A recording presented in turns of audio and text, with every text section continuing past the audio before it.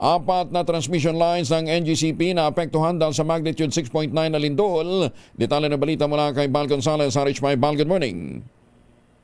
Good morning, Kuya Angel. Sa kalalabas lamang na update ng National Grid Corporation of the Philippines o NGCP, apat na transmission lines ang naapektuhan sa 6.9 magnitude na lindol na nangyari sa lalawigan ng Cebu. Ngunit, ilan sa mga ito ay unti-unti nang naibabalik sa normal operation ayon sa NGCP. Kabilang sa mga apektadong transmission lines ay ang Calatrava-Magdugo 230 kV Line 1 na matatagpuan sa Calatrava-Negros Occidental at Magdugo-Toledo City sa Cebu.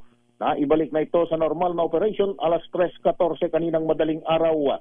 Daan Bantayan, Tabango 230 kV Line 1 and Line 2 na matatagpuan naman sa Daan Bantayan, Cebu at Tabango sa Leyte. Hindi pa rin ito operational hanggang sa mga oras na ito.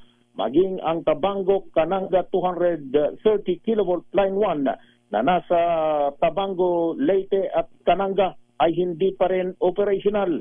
Hindi pa rin operational din itong Tabango Cananga na matatagpuan din diyan sa lalawigan ng Leyte. Ang mga customers sa Panay, Negros, Cebu at Bohol ay unti-unti nang naibabalik sa normal na serbisyong kanilang kuryente ngayong madaling araw. Sabi ng NGCP, patuloy ang kanilang monitoring sa sitwasyon at gumagawa ng mga hakbang upang masiguro ang kaligtasan at mabilis na restoration ng kuryente sa mga apektadong lugar. Hinihimok din ng NGCP ang publiko na manatiling maging alerto at makipag-ugnayan sa mga otoridad para sa mga update at karagdagan pang mga impormasyon.